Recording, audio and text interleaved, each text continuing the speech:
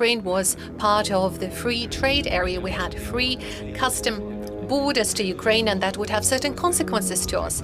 Ukraine was to open its borders to highly competitive products from EU. It would fully destroy. The situation evolves in the following manner. Indeed, Ukraine set itself an objective, and it's still accurate, to become an EU member.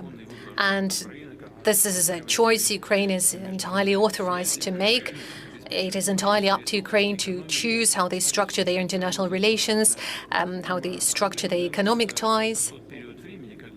Back then, when Mr. Yanukovych was the president of Ukraine, the problem for us was that when Ukraine would join the European economic ties, it would cause some economic problems to Russia, because Ukraine was part of the free trade area. We had free custom borders to Ukraine, and that would have certain consequences to us. So Ukraine would have to weigh all the odds and choose. Potentially, Ukraine would lose something by enjoying the free customs borders to Russia, and it, of course, would acquire something by joining the EU. And this is exactly the equation that President Yanukovych tried to settle, and he was quite upset when he saw the results, because if Ukraine was to open its borders to highly competitive products from EU, it would fully destroy manufacturing and production in Ukraine, and would also destroy the possibility of having any kind of economic ties with Russia. So President Yanukovych didn't want Ukraine to join the EU. He wanted Ukraine to become the EU member. I do not know what he would say now, but I know he was aiming for that, provided that the terms for Ukraine are acceptable.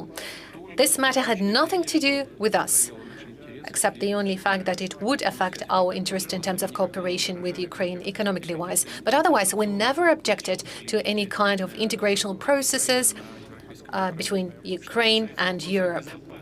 As for security matters, this is a completely different question. Again, former President Yanukovych and the chairman of the government of Ukraine back then objected to the idea of Ukraine becoming a NATO member. And that is a matter that is directly affecting Russia in terms of securing our long-term interests. So what happened as a result of coup d'etat? Yanukovych was removed from power. That was a legitimate president who objected to the idea of Ukraine becoming a NATO member. And as a result of this bloody coup, they brought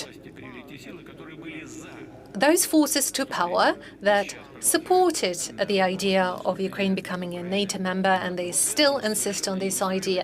This is something that we are not ready to agree to, despite the fact that every country has a choice to secure its national interests. Again, that kind of matters cannot be resolved without taking into account Russia's interests, because there is a clear rule stipulated in the European documents. The security of one country cannot be guaranteed through or at the cost of security of another country.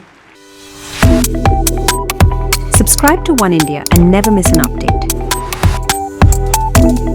Download the Oneindia app now.